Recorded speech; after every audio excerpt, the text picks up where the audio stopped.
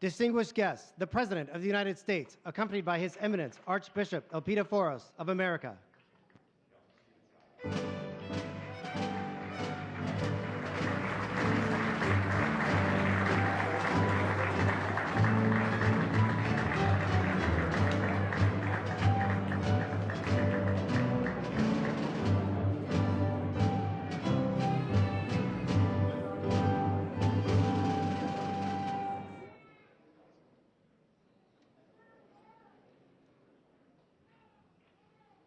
Mr. President, Dr. Biden, once again, you honor the Greek American people, the people of America, in this most extraordinary way, with the annual Greek Independence Day celebration here at the White House.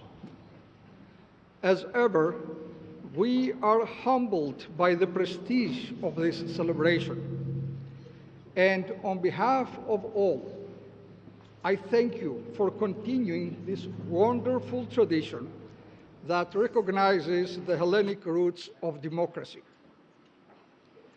In addition to these democratic ideals, which are sadly being diminished around the globe, we are here to acclaim and remember those whose commitment to the cause of liberty and democracy cost them the dearest prize of all, their lives.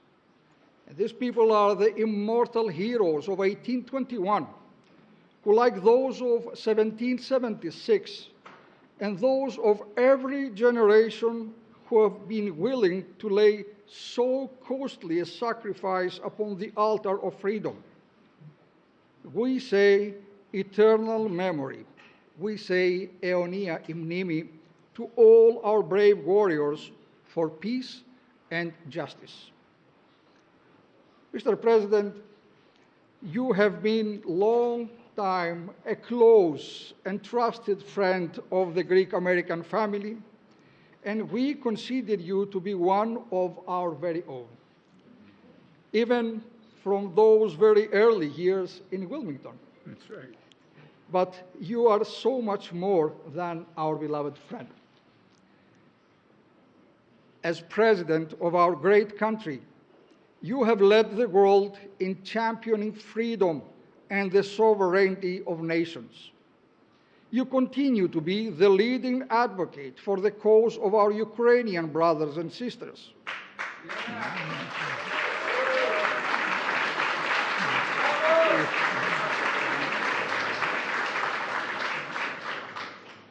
The people who are still fighting for 2 years now for their very lives against the unjust and inhuman invasion of their land. You continue to stand with Ukraine, and for your unbreakable and unshakable support, we are very grateful indeed. I'm grateful to you. Also, as sons and daughters of the Mother Church of Constantinople, our ecumenical patriarchate, whose longest-serving leader in history, His All Holiness, Ecumenical Patriarch Bartholomew, your friend.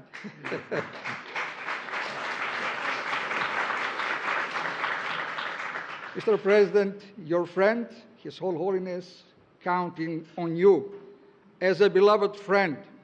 And we thank you for your unwavering support of the purely spiritual mission of our Ecumenical Patriarchate.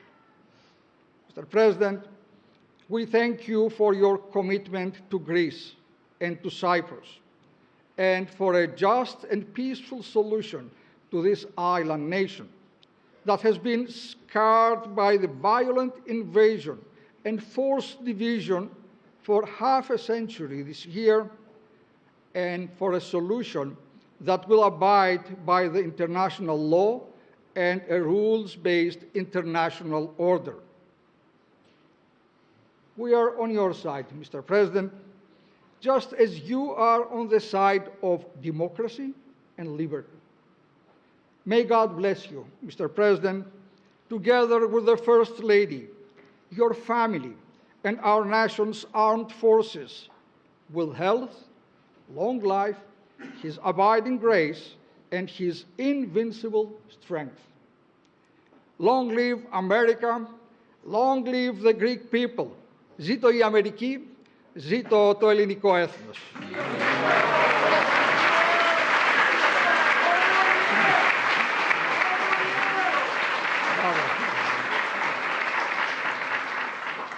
Now it is my incredible honor and privilege to present to all of you the President of the United States of America, Joseph R. Biden.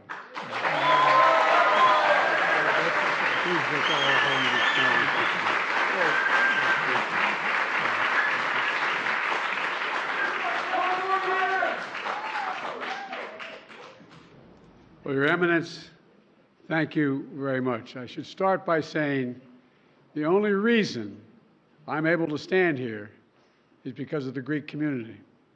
That's not hyperbole. I won my election as a 29-year-old senator. I know I'm only about 40 now, but the 29-year-old senator by 3,100 votes, as my sister Valerie, who's here, will tell you, managed my campaign. And as you always look in Delaware you work politically from south to north. And I was coming up from Del Mar, Delaware, checking all the polling stations on Election Day in that November in '72. And I got across what they call the canal, the Delaware and Chesapeake Canal. That's the C&D Canal, the Chesapeake and Delaware. We call it the other way around. And I was losing. And I got into Wilmington, and one of the, please move all that back, by the way. One of the things that I learned early on was that I had a very close relationship with the Greek American community, for real, in the heart, and real, and the church there as well.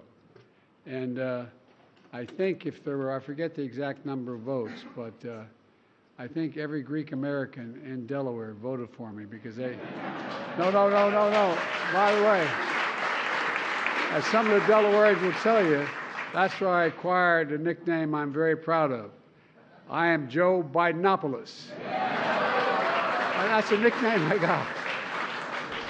So, Your Eminence, thank you for that introduction and for reminding us of the core values that unite Greece and America and so many other people around the world.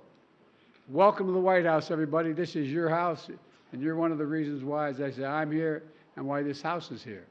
Today, we celebrate 203 years of Greek independence, 203 years. And we celebrate the ties of friendship and family between Greece and the United States that stretch back even longer than that. Archbishop, the folks in this room embody those ties. We have proud Greek Americans here in worlds of science, journalism, academia, finance, as well as small business owners, religious leaders, public servants from all across America. And together, you truly embody the breadth of the contributions that the Greek American community delivers every day for their country in communities all across the country and all across the nation. I want to welcome Eleni, who is here. She is the Lieutenant Governor of California.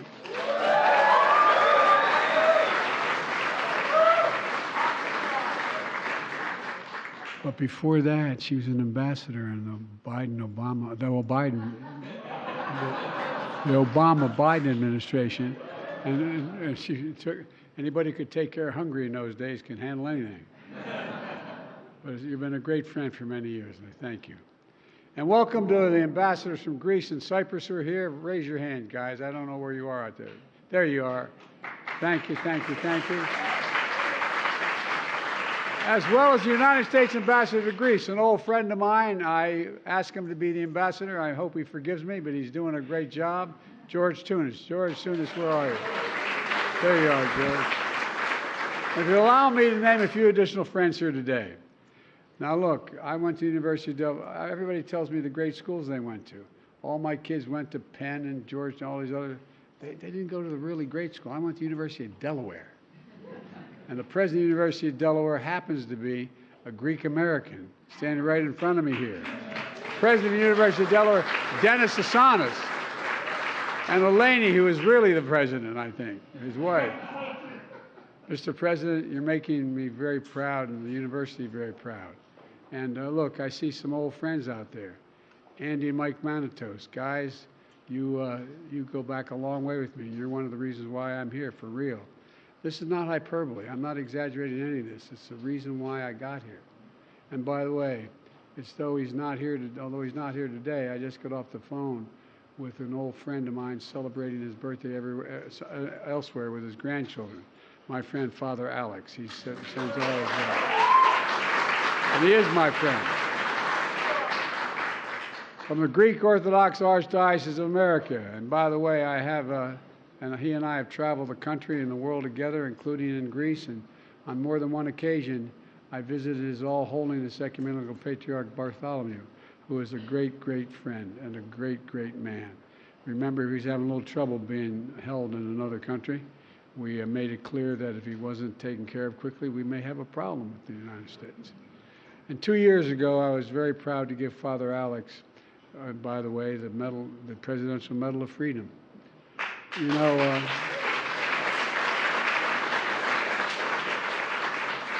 my friend, to be very blunt about it, my sister and I all year look forward to this reception. And some of you know, the fact is that we're in a situation where I have found lifelong friends in this audience, mentors in this country. I found inspiration in the Greek Orthodox Archdiocese of America, which has been a clarion voice for social justice for decades. You know, I'm an Irish American. I know that shocks you all. But I felt a deep kinship with the Greek American community. So many grandparents, so many great-grandparents started out in America just to close on their back like my ancestors did, and went on to build good lives for themselves, and even more importantly, good futures for their families. And so many of the values I grew up with, the values my Greek American friends grew up with as well, like treating everyone with dignity. My dad used to say, you know, Joey, a job's about a lot more than a paycheck. It's about your dignity. It's about respect. It's about being able to look your kid in the eye and say, honey, it's going to be okay. Like treating everyone with dignity, no matter who they are. Working hard, dreaming big, never forgetting where you come from, and always holding on to the pride in your family, your community, your heritage, and above all, pride in the great country we share together. That pride is felt by so many immigrant communities all across America, and we celebrate that today. Today is about friendship.